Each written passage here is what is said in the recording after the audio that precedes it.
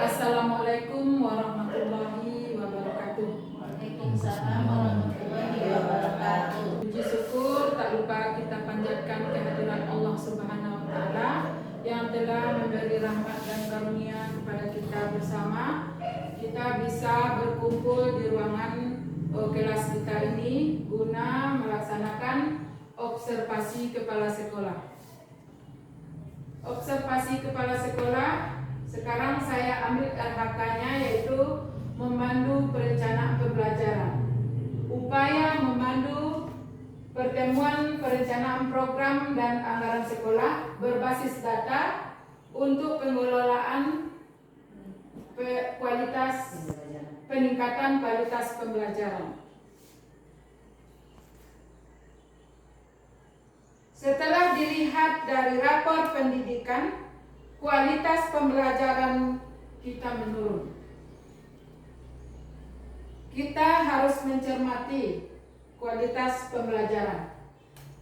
Apa itu kualitas pembelajaran?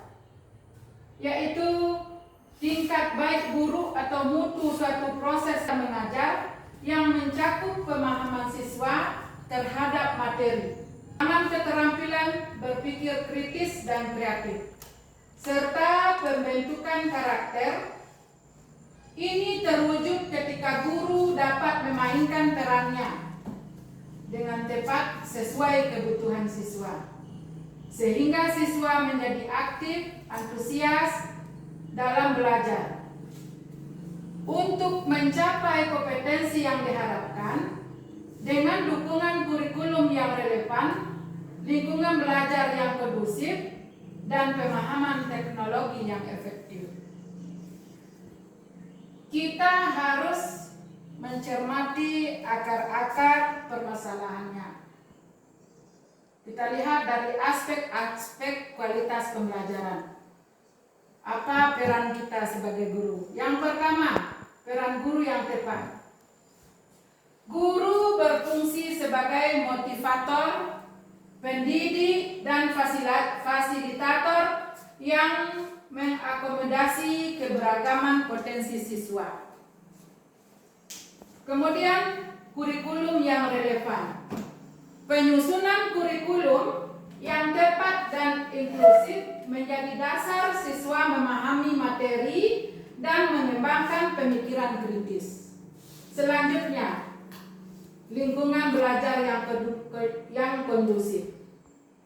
Suasana belajar yang mendukung, aman, dan menyenangkan sangat penting agar siswa dapat belajar secara optimal. Kemudian, keterlibatan siswa. Siswa sangat berperan aktif, antusias, mampu bekerja sama, dan merefleksikan proses belajarnya sendiri. Kemudian, pengembangan kompetensi. Kualitas pembelajaran diukur dari meningkatnya pengetahuan, pemahaman, keterampilan atau analisis, sintesis, dan pembentukan sikap atau karakter siswa. Kemudian,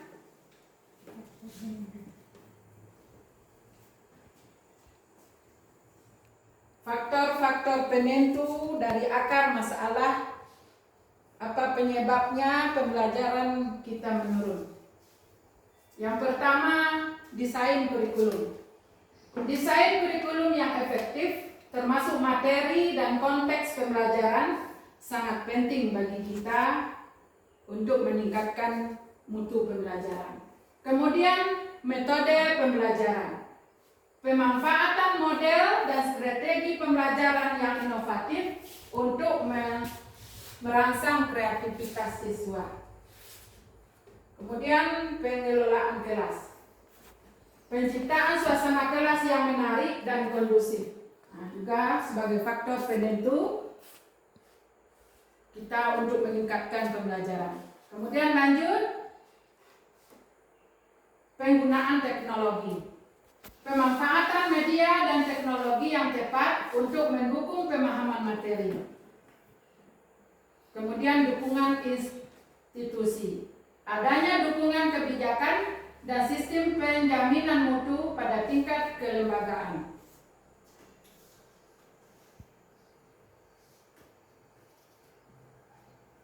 Kemudian, mengapa perencanaan pembelajaran itu penting? Ya, kita lihat landasan utama tercapainya tujuan pembelajaran. Membantu guru dalam mempersiapkan dan melaksanakan pembelajaran yang efektif. Kemudian, memastikan alokasi sumber daya yang tepat untuk mendukung pembelajaran. Menciptakan lingkungan belajar yang kondusif bagi siswa. Kita lihat tujuan dan manfaat perencanaan pembelajaran.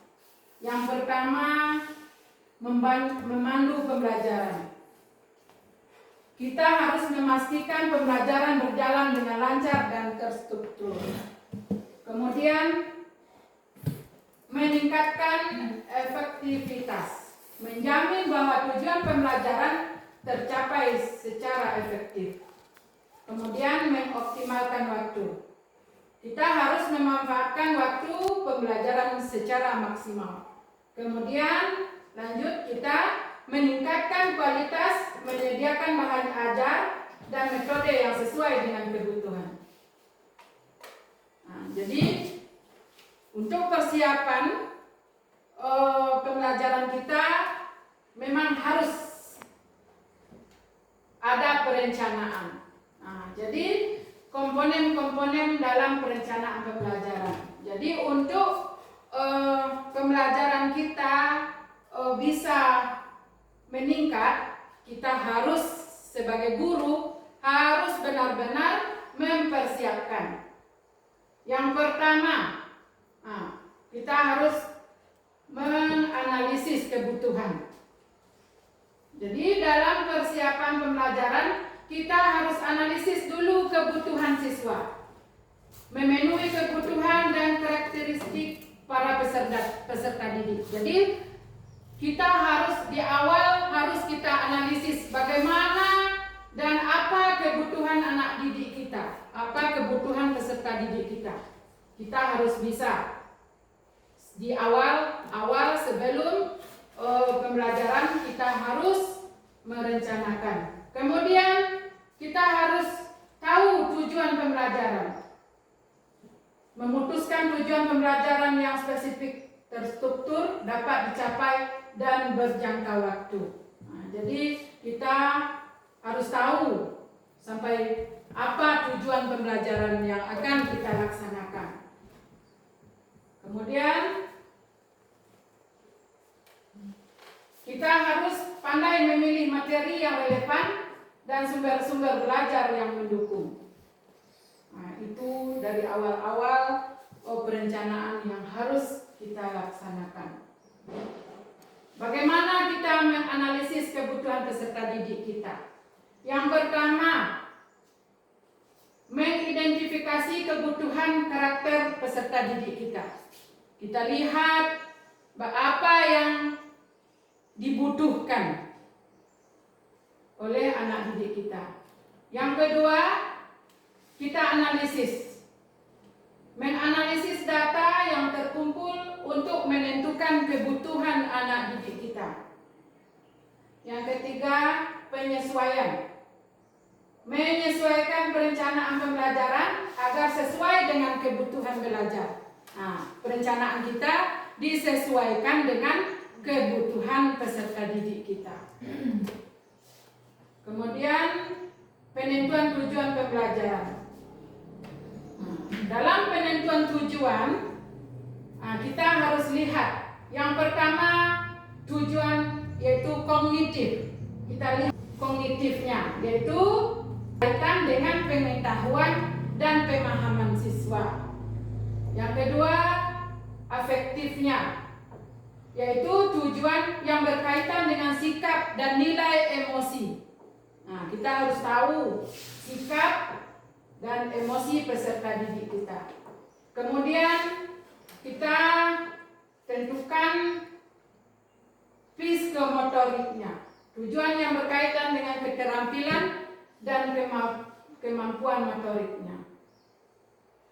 Ada nih motorik halus dan ada motorik kasar. Kemudian lanjut kita yaitu pemilihan materi dan sumber belajar. Nah, jadi materi dan sumber belajar yang harus relevan dengan tujuan pembelajaran dan kebutuhan peserta didik. Nah, jadi sumber materi kita cari yang sesuai dengan kebutuhan peserta didik. Jadi tujuan pemilihan materi yaitu relevansi, akurasi, aksesibilitas. Itu relevansi. Itu memastikan materi yang dipilih sesuai dengan tujuan pembelajaran. Kemudian akurasi yaitu memastikan materi yang dipilih itu akurat dan terkini. Kemudian aksesibilitas memastikan sumber belajar mudah diakses oleh peserta didik kita. Itu pemilihan strategi. Kemudian pemilihan strategi metode dan teknik pembelajaran. Jadi kita juga harus pintar memilih strategi, bagaimana metodenya, bagaimana teknik dalam pembelajaran. Yang pertama kita lihat sebagusnya strateginya yaitu inquiry. Kemudian pembelajaran berbasis masalah atau PBL. Yang ketiga pembelajaran berbasis project. Yang keempat pembelajaran kooperatif.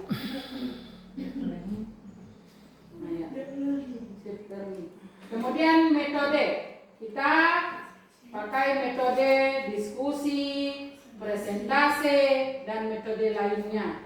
Kemudian teknik kita gunakan tanya jawab, simulasi, dan berbagai lainnya.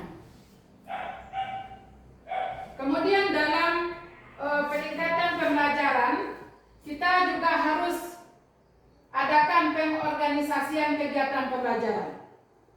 Ini juga penting. Kegiatan pembelajaran harus terstruktur, terorganisir dengan baik untuk memudahkan kita merancang proses pembelajaran yang efektif. Yang pertama, adakan jadwal. Menentukan jadwal dan durasi setiap kegiatan pembelajaran. Kemudian ada ruangnya. Menentukan ruang dan fasilitas yang dibutuhkan untuk setiap kegiatan. Kemudian urutan. Menentukan urutan kegiatan pembelajaran agar logik. Kemudian mengelompokkan. Jadi membagi peserta didik di dalam kelompok untuk kegiatan tertentu. Jadi setiap kegiatan kita bagi anak kita berkelompok. Dan kemudian masuk pula kita perencanaan kita yang penting yaitu modul ajar. Jadi sebelum kita memulai pembelajaran supaya meningkat pembelajaran kita itu, jadi perencanaan kita harus matang. Yang penting sekali yaitu modul ajar. Ibu-ibu sudah tahu, sudah kenal dengan modul ajar. Jadi seperti apa? Modul ajar ini merupakan salah satu perangkat ajar yang digunakan untuk merencanakan pembelajaran. Jadi modul ini memang sangat penting. Jadi modul ajar kita ini harus setiap saat kita lihat. Sebelum memulai pembelajaran, kita lihat betul modul kita ini. Kemudian modul ajar sama seperti RPP. Namun modul ajar memiliki komponen yang lebih lengkap. Jadi modul ajar ini adalah dokumen kita. Dokumen yang berisi tujuan, langkah-langkah pembelajaran, media pembelajaran, ada asesmen, asesmen yang dibutuhkan. Kemudian asesmen ini adalah topik untuk mencapai alur tujuan pembelajaran. Dari asesmen inilah kita tahu tercapai dan tidak tercapainya tujuan pembelajaran. Kemudian para pendidik memiliki keleluasaan untuk membuat sendiri modul ini. Kita bisa membuat, memilih, dan memodifikasi modul ajar. Kita bisa merancang sendiri sesuai dengan kebutuhan dan karakteristik peserta didik kita. Itulah modul ajar tadi. Kemudian modul ajar ini ada prosedur penyusunannya. Guru pada saat mengembangkan modul ajar dapat mengikuti langkah-langkah sesuai dengan infografis di samping. Ada prosedur penyusunan modul ajar, bisa dilihat. Nampak Ibu? Baik. Hasil yang dapat dilihat. Lihat pada tahapnya. Tahap 1 kita analisis kondisi dan kebutuhan siswa kita, ya. Lanjut kita nanti sampai ke tahap 6. Bisa kita lihat, ada nampak Ibu? Baik. Ya. Jadi itulah prosedur penyusunan modul ajar. Tak perlu saya uraikan satu persatu, ibu-ibu sudah paham. Bisa kita lanjutkan. Kemudian komponen-komponen pada modul ajar. Alur tujuan pembelajaran menjadi dasar bagi pendidik untuk menyusun perencanaan pembelajaran atau modul ajar. Pendidik memiliki keleluasaan untuk mengembangkan modul ajarnya sendiri. Kita punya keleluasaan. Bisa kita memilih, memodifikasi yang sesuai dengan konteks, kebutuhan, dan karakter peserta didik. Secara umum, modul ajar memiliki 3 komponen, yaitu yang pertama, ada tujuan pembelajaran. Yang kedua, mempunyai langkah-langkah pembelajaran atau kegiatan pembelajaran. Yang ketiga, ada memuat asesmen. Jadi komponen modul ajar itu, pada modul ajar kita ada tujuan nanti, ada langkah-langkah, dan kemudian ada asesmen. Jadi pendidik diperbolehkan ingin mengembangkan modul ajar sesuai komponen-komponen dan juga boleh menambahkan di luar komponen wajib. Enggak nanti go desa, boleh kita tambahkan. Lanjut. Ini kita lihat tentang asesmen penilaiannya. Asesmen penilaian hasil belajar. Penilaian hasil belajar dilakukan secara berkala untuk memantau kemajuan dan mengidentifikasi kesulitan belajar peserta didik. Ada asesmen awak. Jadi asesmen inilah yang untuk membantu kita memantau kemajuan dan bagaimana kesulitan belajar anak. Tahu kita dari hasil asesmennya. Asesmen ini ada pula pertama asesmen formatif. Asesmen formatif bertujuan untuk memberikan umpan balik kepada siswa. Memberikan umpan balik kepada siswa dan guru tentang proses belajar mengajar. Sedangkan asesmen ini atau asesmen sumatif bertujuan untuk mengukur hasil belajar siswa pada akhir satu periode atau program. Kemudian ada lagi asesmen sumatif. Asesmen ini yaitu dilakukan untuk memastikan ketercapaian keseluruhan tujuan pembelajaran. Dari asesmen sumatif kita tahu tercapainya tujuan pembelajaran. Kemudian pelaksanaan asesmen formatif. Yang pertama boleh kita dilaksanakan bersamaan dengan proses pembelajaran untuk tindak lanjut dan memberikan perlakuan berdasarkan kebutuhan peserta didik, serta perbaikan proses pembelajaran. Kemudian dapat menggunakan berbagai teknik seperti observasi, performa, kinerja, produk proyek, portofolio maupun tes. Nah, bisa kita laksanakan. Kemudian kita tindak lanjut bisa dilakukan dengan melakukan umpan balik maupun intervensi. Nah, jadi yang selanjutnya, guru dapat menyiapkan berbagai rubrik, catatan, anekdot, atau lembar checklist. Nah, kapan pelaksanaan asesmen sumatif? Nah, sumatif dilakukan pada akhir lingkup materi. Nah, jadi kita melaksanakan asesmen sumatif di akhir lingkup materi untuk mengukur kompetensi yang dikehendaki dalam tujuan pembelajaran pada akhir semester. Kemudian, asesmen sumatif dapat menggunakan berbagai teknik seperti observasi, performa, kinerja, produk, proyek, dan lainnya. Kemudian, asesmen sumatif yaitu sebagai tindak lanjut bisa dilakukan dengan melakukan umpan balik maupun intervensi. Lanjut. Ya. Nah, sekarang setelah dilihat dari penyampaian yang telah saya sampaikan dari awal tadi, adakah ibu-ibu yang ingin bertanya tentang pemaparan saya tadi? Nah, silakan jika ada yang ingin bertanya. Ya Bu, saya ingin bertanya.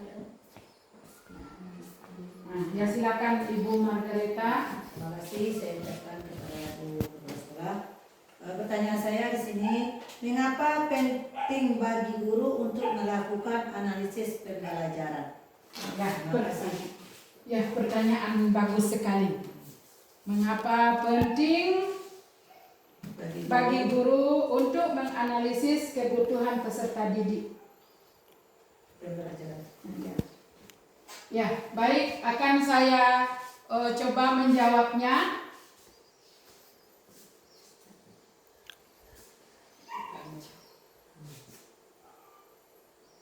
Yang pertama, menyusun pembelajaran. Nah, kita penting bagi guru untuk menganalisis kebutuhan peserta didik karena yang pertama, menyusun pembelajaran.